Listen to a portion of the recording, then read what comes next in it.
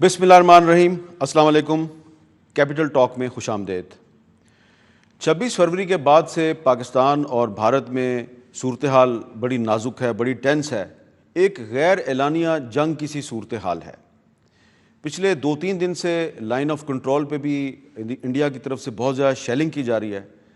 تازہ ترین صورتحال کیا ہے؟ تو اس لیٹسٹ سچویشن کو جاننے کے لیے آج ہم بات کریں گے وزیر خارجہ جناب شاہ محمود قریشی صاحب سے۔ بہت شکریہ شاہ محمود قریشی صاحب۔ شکریہ امیر صاحب۔ آپ ابھی اسمبلی کے اجلاس سے آ رہے ہیں، یہ جاننا چاہتے ہیں کہ یہ 2-3 دن سے ہندوستان کی طرف سے لائن آف کنٹرول پر بہت زیادہ شیلنگ کی جا رہی تھی۔ جس وقت ونگ کمانڈر ابھی نندن کو ہم واگا بارڈر سے بھارت بھیج رہے تھے تو اسی وقت انہوں نے یہ شیلنگ شروع کر دی، پھر انہوں نے ایک ڈیڈ باڈی بھیجی شاکر اللہ کی۔ اب لیٹسٹ سچویشن کیا ہے؟ صورتحال مزید ٹینس ہو رہی ہے یا ٹھنڈی ہو رہی ہے؟ امیر صاحب، صورتحال یہ ہے کہ جتنی انٹرنیشنل کمیونٹی ہے وہ اب ہندوستان کو بھی اور پاکستان دونوں کو یہ کہہ رہی ہے کہ ڈی ایسکیلیٹ کریں، معاملات کو گفت و شنید سے طے کریں، اور یہ تناؤ جو ہے یہ صحیح نہیں ہے۔ ایک تو یہ۔ دوسری صورتحال یہ ہے کہ آج قدرے لائن آف کنٹرول میں کچھ جو شیلنگ ہے وہ کچھ کم ہوئی ہے۔ میں توقع کرتا ہوں اور میری خواہش بھی ہوگی، دعا بھی ہوگی، یہ مزید کم ہونی چاہیے، کیونکہ اس سے ٹینشنز مزید جنم لیتی ہیں اور ایسکلیشن کا ہمیشہ خوف رہتا ہے۔ تیسری صورتحال کی نوعیت یہ ہے کہ آج بھارت کے اندر جو مودی سرکار نے نیریٹو بلڈ کیا تھا اس کی کلائی کھل گئی ہے۔ آج وہ خود اعتراف کر رہے ہیں کہ جو ہم نے 300-350 دہشت گردوں کی ہلاکت کی بات کی تھی وہ درست نہیں ہے۔ آج وہ ایڈمٹ کر رہے ہیں کہ ان کے 2 جہاز مارے گئے۔ آج وہ ایڈمٹ کر رہے ہیں، وہ ایک جہاز مان رہے ہیں، 2 تو نہیں مان رہے؟ 2 مان گئے ہم؟ بالکل 2 ہیں، ایک یہاں جس کا ملبہ ہمارے ہاں اور ایک اس طرف گرا ہے، اس پہ تو کوئی شک ہی نہیں ہے۔ آج وہ ایڈمٹ کر رہے ہیں کہ جو ہم کہہ رہے تھے اس کا برعکس ہو رہا ہے۔ مثال کے طور پر مودی سرکار کہہ رہی تھی کہ OIC کے اجلاس پہ سشما جی کی دعوت جو ہے بہت بڑی سفارتی کامیابی ہے، تو آج کانگریس کے ترجمان نے جو قراردادیں وہاں پاس ہوئیں، جس میں کشمیر کا ذکر ہے، جس میں جارحیت کا، پاکستان کا رائٹ ٹو سیلف ڈیفنس کو تسلیم کیا گیا ہے، وہ انہوں نے سامنے رکھتی۔ انہوں نے کہا اگر یہ کامیابی ہے تو ناکامی کس کو کہتے ہیں؟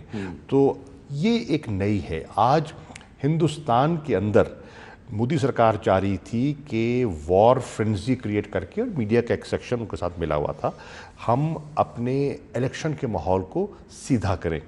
لیکن آج ممبئی میں، آج دلی میں امن کی ریلیاں نکل رہی ہیں۔ پاکستان تو امن کا پہلے دن سے خواہش مند تھا۔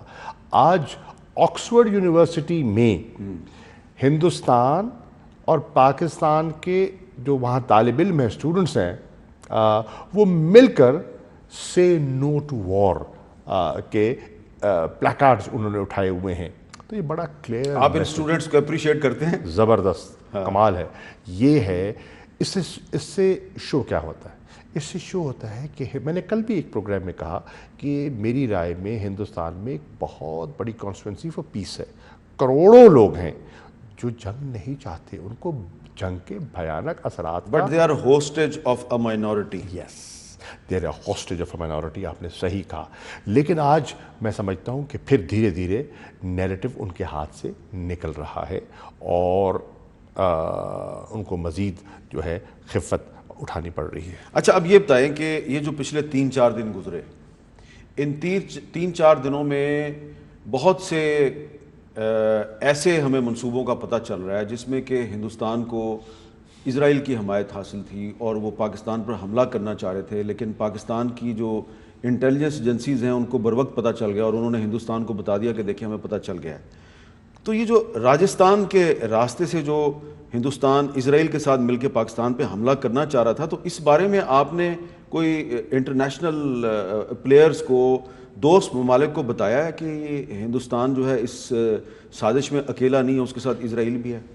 میر صاحب 26 کا جو جارحیت اور جو ایگریشن کا ایکٹ ہوا ہے اس کی اگر آپ دیکھیں تو پہلی جو کوشش کی گئی وہ تھی وہ آپ کا اکاڑا اور بہاولپور کی طرف سے ان کے ایک فارمیشن وہاں سے جہازوں کی اٹھی اور وہاں سے انہوں نے پاکستان میں داخل ہونے کی کوشش کی.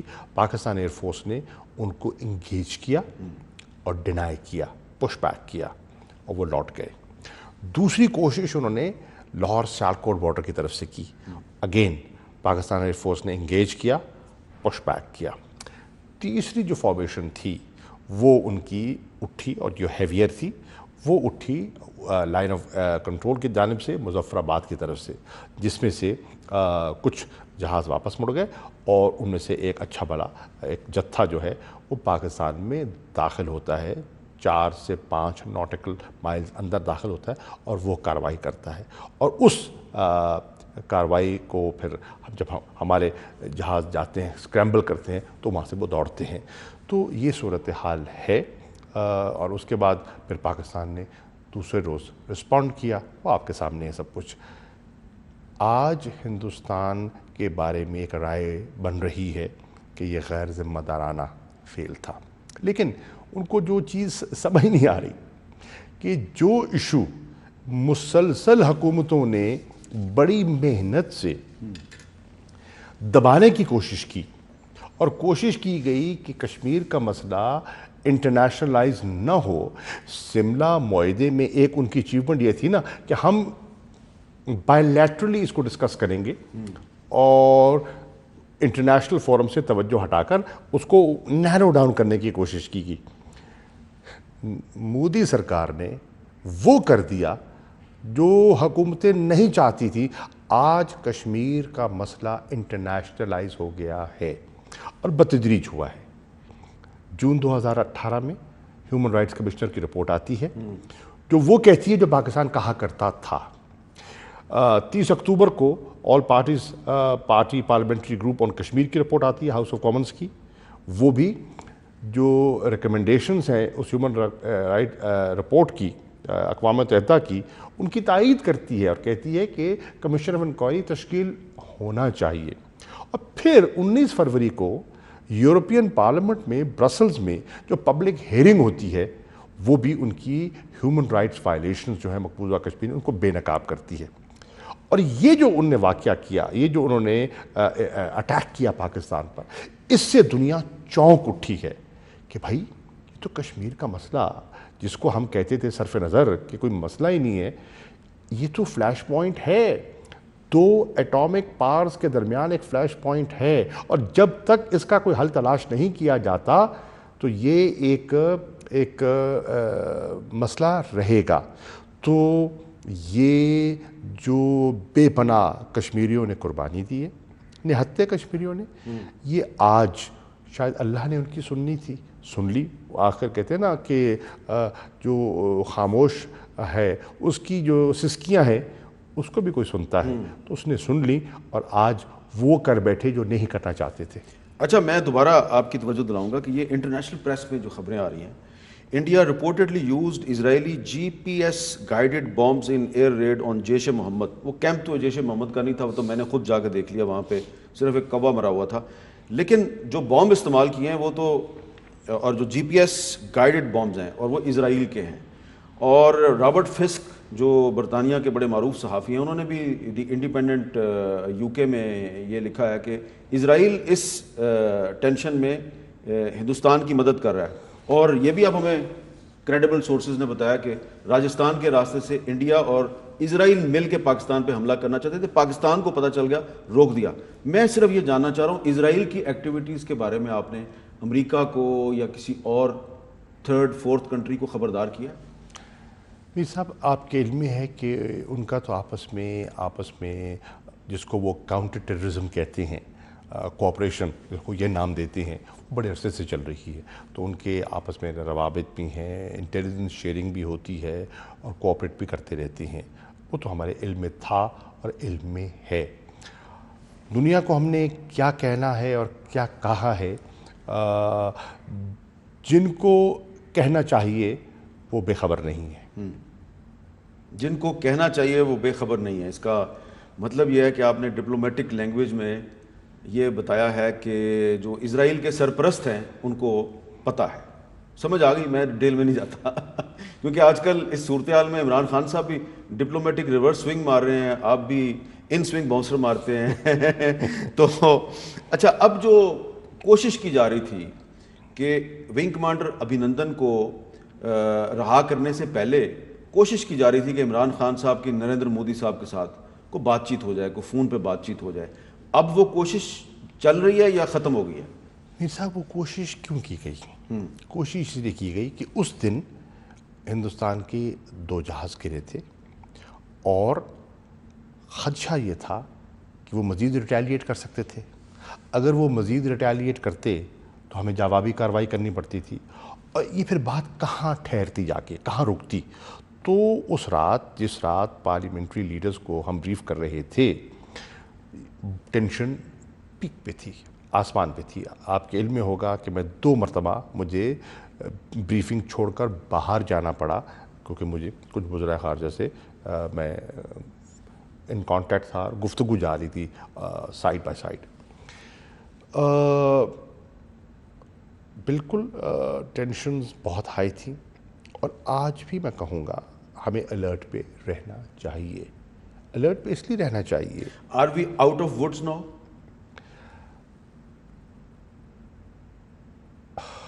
یس and no. Yes and no. Yes in the sense کہ آج یہ مسئلہ اب انٹرنیشنلائز ہو گیا ہے, اور پوری انٹرنیشنل کمیونٹی جو ہے وہ ایکٹیویٹ ہو چکی ہے, چاہے برطانیہ ہو, چاہے امریکہ ہو, چاہے روس ہو, چاہے چین ہو. سب خطے کے بے پناہ ممالک, آپ کے علم میں ہے کہ ترک صدر نے ثالثی کے لیے اپنی سروسز آفر کی ہیں.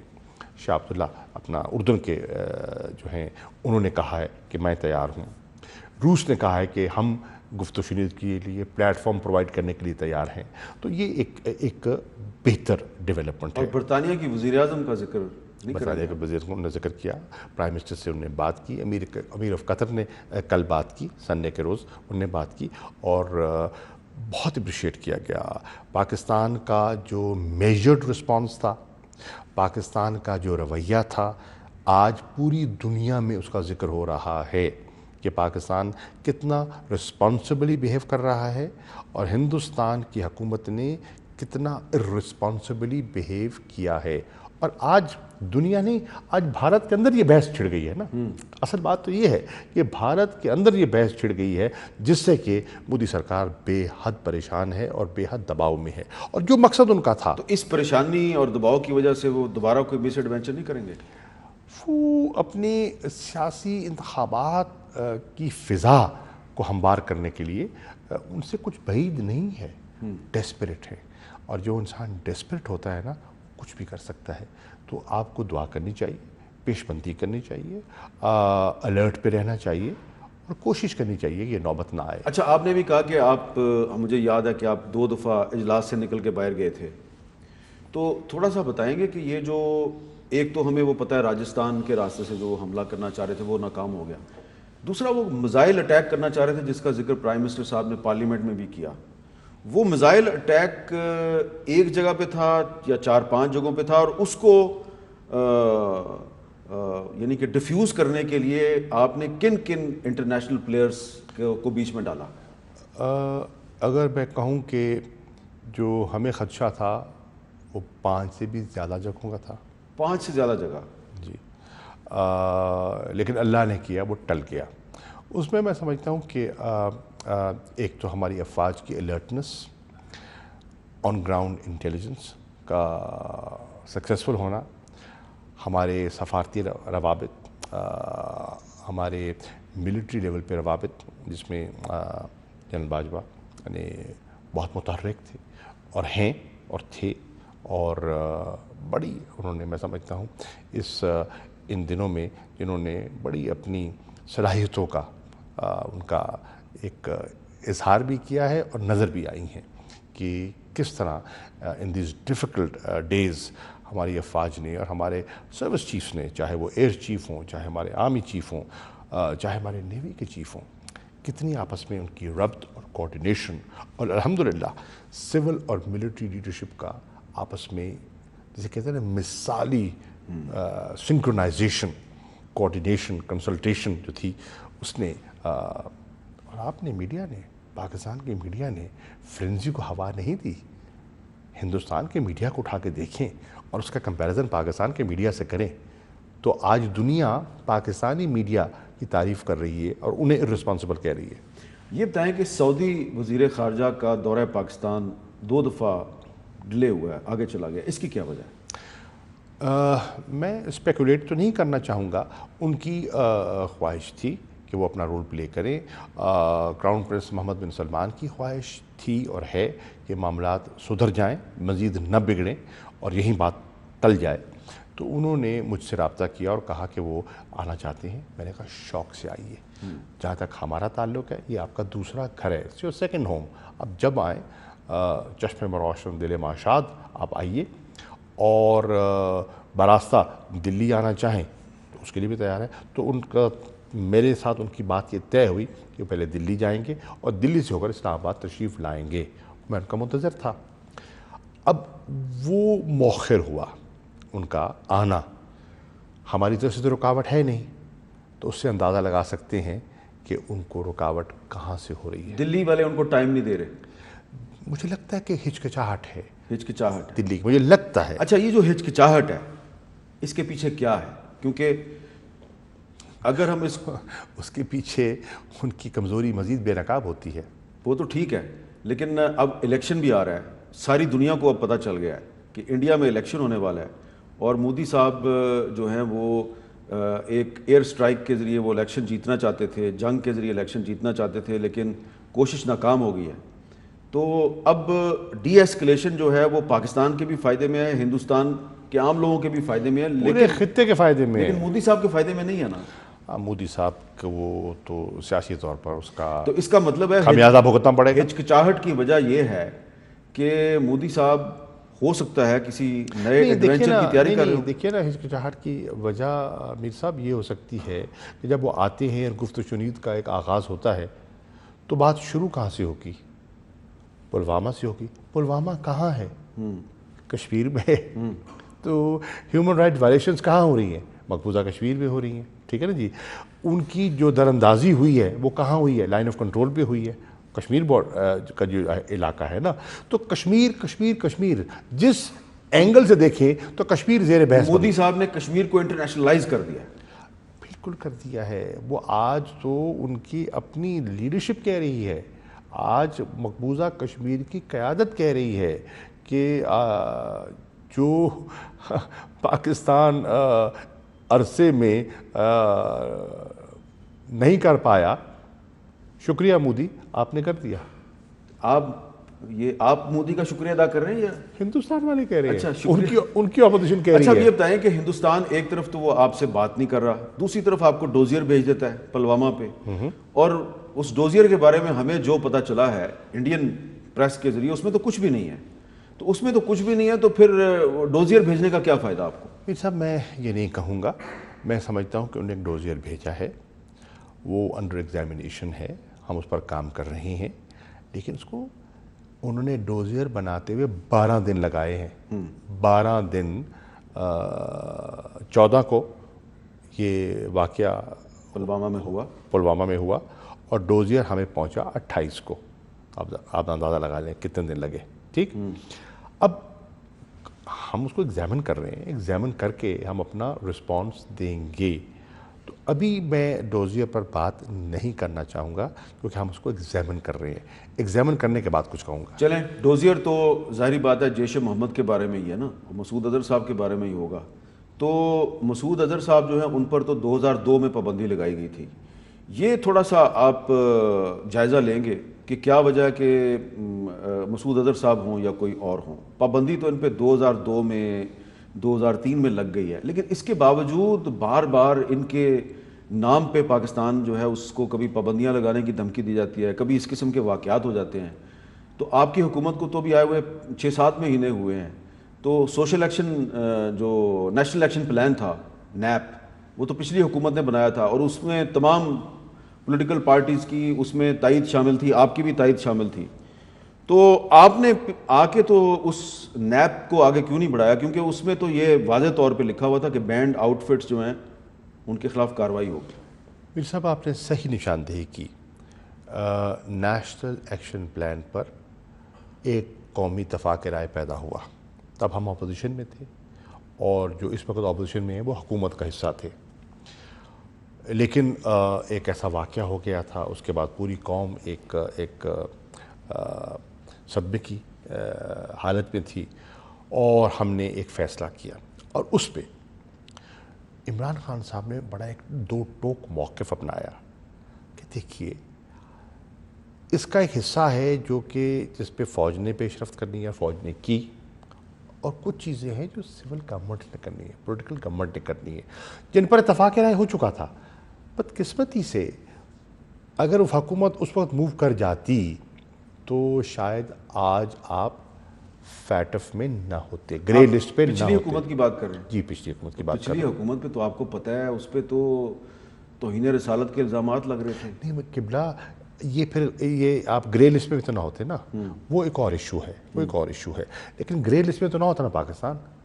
اگر وہ معنی خیز اس پر موومنٹ کرتے اور اپنی ذمہ داری نبھاتے ٹیرر فائنینسنگ کے خلاف، منی لانڈرنگ کے خلاف، تو آج پاکستان گرے لسٹ میں نہ ہوتا. آج ہمیں فائنانس منسٹر اسد عمر صاحب بتا رہے تھے کہ یہ جو بینڈ آؤٹ فٹس کو مین سٹریم کرنے کا منصوبہ ہے، ان کے مدارس کو ٹیک اوور کرنے کا منصوبہ، ان کے ممبرز کو پیراملٹری ٹروپس میں ریکروٹ کرنے کا منصوبہ، یہ دسمبر 2018 میں فائنلائز ہو گیا تھا. پھر اس پہ امپلیمنٹیشن کیوں نہیں ہوئی؟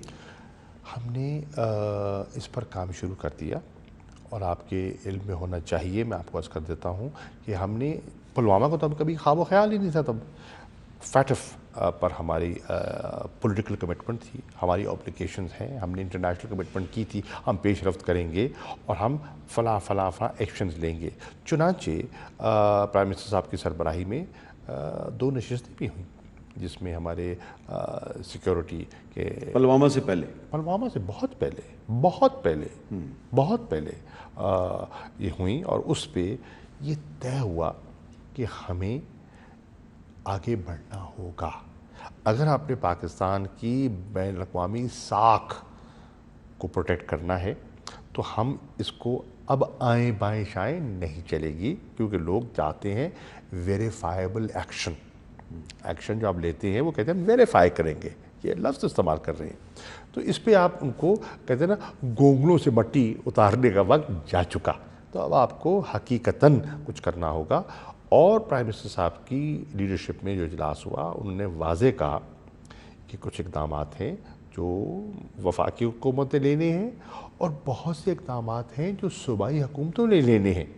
تو صوبائی حکومتوں کو آن بورڈ کیا جائے، صوبائی حکومتوں کو بھی بلایا گیا. مجھے یاد پڑتا ہے کہ ان کے جو ہوم ڈپارٹمنٹ کے صاحبان ہیں، ہوم سیکرٹریز ہیں، ان کے چیف سیکرٹریز ہیں، ان کو بھی لوپ میں لیا گیا، تاکہ امپلیمنٹیشن تو وہاں ہونی ہے نا جی، صوبوں نے کرنی ہے. تو یہ کام ان پروسیس تھا، یہ کام آپ کے علم میں ہے، کوئی آسان نہیں ہے، پیچیدہ کام ہے، مشکل کام ہے. ہر حکومت اس طرف جاتے ہوئے ان کے ہاتھ جلتے تھے. لیکن اس گورنمنٹ نے ایک سیریس کوشش کا آغاز کر دیا تھا، بدقسمتی سے پلوامہ ہو گیا. وزیر خارجہ صاحب، یونائٹڈ نیشنز کی سیکیورٹی کونسل میں ایک ریزولوشن موو کی گئی ہے، again it's about Masood Azhar صاحب. تو ماضی میں ہم نے دیکھا ہے کہ انڈیا جو ہے وہ کوشش کرتا رہا، کبھی کسی ملک کے ذریعے، کبھی کسی ملک، تو چائنا اس کو ویٹو کر دیتا ہے. اس مرتبہ بھی آپ نے چائنا سے یہ کہا ہے کہ مسعود اظہر کے خلاف ریزولوشن کو ویٹو کر دیں؟ دیکھیے بات یہ ہے کہ شنید یہ ہے کہ جیسے آپ نے فرمایا کہ فرانس نے اور اس کے ساتھ 2 اور ممالک شامل ہوئے ہیں اور ایک ریزولوشن موو وہ کر رہے ہیں، اور غالباً کوئی 12 مارچ کے قریب اس پر ہمیں کوئی نہ کوئی فیصلہ کرنا ہوگا. دیکھیے میر صاحب، ہمیں اب وقت آ گیا ہے، ہمیں وہ کرنا ہے جو پاکستان کے مفاد میں ہے. پاکستان مزید دنیا میں اپنا تماشا نہیں بنا سکتا. پاکستان کو سوچنا ہوگا پاکستان کے ہر ادارے کو سوچنا ہوگا، پاکستانی قوم کو سوچنا ہوگا، پاکستان کی یہ سب سیاسی جماعتوں کو سوچنا ہوگا. اور اگر آپ نے پاکستان کے بین الاقوامی وقار کو بلند کرنا ہے اور جو دنیا کے تقاضے ہیں ان کو سامنے رکھنا ہے تو آپ کو اپنے دوستوں کو بھی اعتماد میں لینا ہوگا. آپ کو یہاں جو ہماری پولیٹیکل پارٹیز ہیں انہیں بھی اعتماد میں لینا چاہیے، میری رائے میں لینا چاہیے، اور مل کر آپ کو ایک سیاسی اتفاق رائے پیدا کرنے کے بعد آپ کو فیصلے کرنے ہوں گے. اور جب یہاں فیصلے ہوتے ہیں تو پھر اس کے اثرات آگے بھی جاتے ہیں. مینٹلی یہ میری رائے میں ایک ڈیفائننگ مومنٹ ہے. ڈیفائننگ میں اس لیے کہہ رہا ہوں میر صاحب، یہ جو 26 تاریخ کو ہوا یہ کوئی معمولی واقعہ ہے، کوئی معمولی واقعہ ہے. اور 27 کو جو ہم نے رسپونڈ کیا اور وہاں سے کچھ اور رسپانس خدا نہ خواستہ مزید آ جائے، یہ بات کہاں ٹھہرے گی؟ کیا ہم اپنے ملک کو، کیا اپنے خطے کو، کیا امن کو ہم داؤ پر لگا سکتے ہیں؟ کیا ہم ایک جنگ کے متحمل ہو سکتے ہیں؟ ہمیں ہونا چاہیے. ہمارا ایجنڈا تو معیشت کی بحالی ہے. پاکستانی عوام، پاکستان کا نوجوان تو روزگار چاہتا ہے، وہ تو چاہتا ہے کہ ادارے بہتر ہوں. عمران خان تو چاہتے ہیں کہ کرپشن کا تدارک کیا جائے، گورننس کو بہتر کیا جائے، اداروں میں اصلاحات کی جائیں تاکہ ان کی ڈیلیوری بہتر ہو، لوگوں کو کوئی سہولتیں ملیں، سکون ملے. اب یہ کیسے ہوگا اگر آپ جنگ کی کیفیت میں ہوں گے؟ اگر آپ کی یہ موبلائزیشن اور ہائی الرٹنس ہوگی تو پھر جو آپ کا اصل ایجنڈا ہے، جس ایجنڈے کی بنیاد پر ہم منتخب ہو کر آئے ہیں، وہ تو بیک برنر پہ چلا گیا نا. تو یہ پاکستان کے مفاد میں نہیں ہے. ہمیں وقت آ گیا ہے کہ مل بیٹھ کر سوچنا ہوگا کہ ہم نے پاکستان کا دنیا میں امیج کیا بنانا ہے، ہم کس نام سے منسوب ہوتے ہیں اور ہمارے بارے میں لوگوں کی رائے کیا ہے. اس وقت پاکستان کے بارے میں ایک اچھی فضا بن گئی ہے. جس طرح آپ نے عمران خان صاحب کی جو تقاریر ہیں، ان کی جو آفرز ہیں، جو انہوں نے اسمبلی میں خطاب کیا، جس طرح آپ نے ان کے قیدی پائلٹ کو رہا کیا، جی، اس سے آج دنیا میں ایک امپریشن جا رہا ہے کہ پاکستان امن کی طرف بڑھنا چاہتا ہے اور ہندوستان کا جو سرکاری طبقہ ہے وہ اپنے مقاصد جن میں سیاست غالب ہے وہ حاصل کرنا چاہ رہا ہے. اس ماحول میں اگر پاکستان کوئی مثبت فیصلہ کرتا ہے تو میری رائے میں آپ کو بے پناہ سپورٹ ملے گی انٹرنیشنلی. جو ہم کہتے تھے نا ہم تنہا ہو گئے، مثبت فیصلہ یہ ہو سکتا ہے، ہماری تنہائی ختم ہو سکتی ہے. مثبت فیصلہ یہ ہو سکتا ہے کہ پاکستان UN سیکورٹی کونسل میں مسعود اظہر کے خلاف جو قرارداد آ رہی ہے، پاکستان اس کی مخالفت نہ کرے. میرے صاحب دیکھیے، ابھی تو میں اس پہ رائے اس لیے نہیں دے سکتا کیونکہ ابھی ڈسکس ہو رہا ہے نا. آپ کی ایک رائے ہو سکتی ہے، میری ایک رائے ہو سکتی ہے، ہم تو فرد ہیں نا. تو یہ تو لیکن وہاں ویٹو تو چائنا نے کرنا نا. جی، اور چائنا اسی صورت میں کرے گا جب آپ ریکویسٹ کریں گے. تو چائنا سے بات کرنے سے پہلے ہمیں اپنے گھر کو بھی تو ہمیں آپس میں بھی تو سوچ بچار اس کرنی ہے. مسئلے پہ بھی آپ چاہتے ہیں کہ اپوزیشن پارٹیز کو میں سمجھتا آن بورڈ لیا ہوں، جائے؟ میری رائے میں جس طرح ایک بہت عمدہ مثال وزیر اعظم نے کی، نمبر 1 کہ پوری لیڈرشپ کو بٹھا کر صورتحال سے آگاہ کیا جائے. اور آپ نے دیکھا کہ میں نے بریف کیا، DGISPR نے بریف کیا. لیکن اس میٹنگ میں پرائم منسٹر نہیں آئے. تو میں ان کی نمائندگی کر رہا تھا دیکھیے نا، میرا ایک حوالہ یہ بھی تو ہے نا، میں صرف وزیر خارجہ تو نہیں ہوں نا، میں پارٹی کا وائس چیئرمین بھی تو ہوں نا، اور میں پارلیمنٹ میں ڈپٹی پارلیمانی لیڈر بھی تو ہوں نا.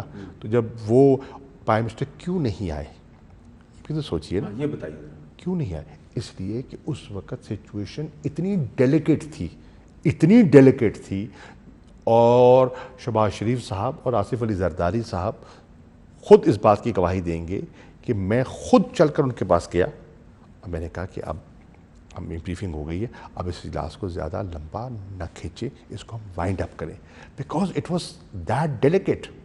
تو وزیر اعظم کی ذمہ داریاں بہت ہیں. بالکل سمجھ آ گئی. تو اب آپ یہ جس آپ کنسلٹیشن کی بات کر رہے ہیں کہ پرائم منسٹر صاحب تمام اپوزیشن پارٹیز کو آن بورڈ لیں، تو اس میں یہ بھی چیز شامل ہوگی کہ UN سیکورٹی کونسل میں مسعود اظہر کے خلاف جو ریزولوشن ہے اس پہ ہمیں کیا فیصلہ کرنا چاہیے؟ دیکھیے، دنیا آپ سے تقاضا کرے گی نا. فرض کیجئے وہ ریزولوشن سامنے آتا ہے اس ریزولوشن کے کچھ تقاضے ہوں گے نا, ان تقاضوں کو پورا کرنے کے لیے آپ کو کچھ اقدامات کرنے ہوں گے.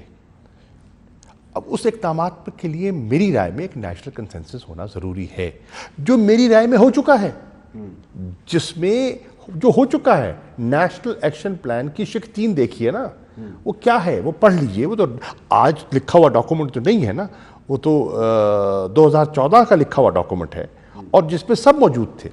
اس میں نواز شریف صاحب وزیر اعظم تھے, اس میں آصف علی زرداری صاحب خود تشریف لائے تھے, اس میں عمران خان صاحب خود تشریف لے گئے تھے, میں ان کے ساتھ گیا تھا, اور دیگر قیادت بھی تھی, سارے تھے, اچکزئی صاحب بھی تھے, اور سب صاحبان تھے, سراج صاحب بھی تھے, سب تھے. تو وہ تو ایک فیصلہ آپ کر چکے ہیں, مولانا فضل الرحمان صاحب بھی تھے, تو وہ ایک فیصلہ آپ کر چکے. اب سوال یہ ہے کہ اس فیصلے کو آپ نے آگے بڑھانا ہے تو کیسے بڑھانا ہے, اس پر آپ رائے لے سکتے ہیں, اور دیکھنا ہے کہ دنیا ہم سے کیا تقاضا کر رہی ہے, ہماری اپنی ضروریات کیا ہے. چھوڑیے دنیا کو, آپ کی اپنی ضروریات کیا ہیں, آپ کس قسم کا پاکستان چاہتے ہیں, آپ کی ضروریات کیا ہیں, آپ کی توجہ کہاں مرکوز ہونی چاہیے. آپ کو ان معاملات میں الجھنا چاہیے, یا صحیح معنی میں جو اکنامک ہمارا جو چیلنج ہے اس سے نمٹنا ہے ہم نے. یہ فیصلے آپ نے کرنے ہیں. وزیر خارجہ صاحب, ابھی آپ نے خود بتایا کہ OIC جو ہے اس کے اجلاس میں پاکستان نہیں گیا, لیکن اس کے باوجود جو ان کی ایک ریزولوشن ہے اس میں ہندوستان کی جو اسٹیٹ ٹیررزم ہے اس کی مذمت کی گئی ہے, اور آپ خود کہہ رہے ہیں کہ مودی صاحب نے خود مسئلہ کشمیر کو انٹرنیشنلائز کر دیا ہے. اب جب کہ مسئلہ کشمیر اجاگر ہو چکا ہے تو ظاہری بات ہے اس کو حل بھی تو کرنا ہے. تو لوگ یہ جاننا چاہ رہے ہیں کہ جب اس ساری ٹینشن سے اگر پاکستان اور انڈیا نکلتے ہیں تو الٹیمیٹلی ابھی نہیں, الیکشن کے بعد کبھی نہ کبھی تو ڈائلاگ کی میز پہ آنا ہے, تو وہ مسئلہ کشمیر کیسے حل ہوگا؟ پہلی بات تو میر صاحب میں یہ کہوں کہ آپ نے کہا نا کہ مسئلہ کشمیر انٹرنیشنلائز ہوا, اس پہ میں سمجھتا ہوں کہ میں اپنے فرض پہ کوتاہی کروں گا اگر میں ذکر نہیں کروں گا سینٹ کی فارن ریلیشنز کمیٹی کا. مشاہد حسین صاحب اس کے سربراہ ہیں, اور اس میں ہر پارٹی کی نمائندگی تھی. اس میں پیپلز پارٹی کی طرف سے شہری رحمان صاحبہ بھی تھیں, اور بھی سب ہر پارٹی کی, اپنا MMA کی طرف سے مولانا فضل الرحمان کے بھائی تھے, جناب عطا الرحمان صاحب تھے, تو امپورٹنٹ لوگ تھے. تو وہ جو ہاؤس آف کامنز میں اجلاس ہوا, اور میں بھی وہاں موجود تھا, لندن میں ہاؤس آف کامنز میں, اور وہ ایک تاریخی اجلاس تھا, جس میں لیبر پارٹی موجود تھی, جس میں کنزرویٹوز موجود تھے, جس میں لبرل ڈیموکریٹس موجود تھے, جس میں ہاؤس آف لارڈز کے ممبران موجود تھے, اور سول سوسائٹی کے بے پناہ لوگ موجود تھے. تو اس میں جو پاکستان نے یکجہتی کا مظاہرہ کیا, اور مزے کی بات ہے میرا کی نوٹ ایڈریس تھا, ایک معزز سینیٹر نے کھڑے ہو کر کہا کہ جو وزیر خارجہ نے کہا ہے میری زبان بھی یہی ہے, میرے خیال بھی یہی ہیں. تو وہ جو امپریشن گیا نا وہ کمال کا تھا. اسی طرح جس طرح جوائنٹ سیشن میں سیاسی اختلاف کے باوجود جب سب لیڈرز نے کہا کہ مقصد پاکستان کے لیے ہم سب ایک ہیں, تو اس سے آپ کا کیس بڑا مضبوط ہوا ہے. اور دوسری طرف بھارت میں آپ دیکھ رہے ہیں کہ تقسیم دکھائی دے رہی ہے آپ کو. آج جو شروع میں پلوامہ کے بعد انہوں نے آل پارٹیز کانفرنس بلائی اور ایکا کیا, آج وہ ایکا دکھائی نہیں دے رہا. اس آل پارٹیز کانفرنس میں بھی ساری پارٹیاں نہیں گئی تھیں, سب نہیں گئیں, پر جو گئیں بھی صحیح, مثلا مین پارٹی کانگریس تھی, ٹھیک ہے نا جی, جو انہوں نے وہاں ہاں میں ہاں ملائی. آج کانگریس تنقید کر رہی ہے, آج بہت سے سوالیہ نشان اٹھا رہی ہے. آج تو نے مطالبہ کر دیا کہ آپ نے کہا کہ ہم نے 3 ٹیررسٹ کیمپ اڑا دیے, آپ نے کہا کہ 350 آپ نے ٹیررسٹ مارے, تو ہمیں شواہد دیجئے نا, ہمیں ان کی تصاویر دکھائیے جیسے پاکستان نے دکھائی ہیں. تو آج ان کے پاس جواب نہیں ہے.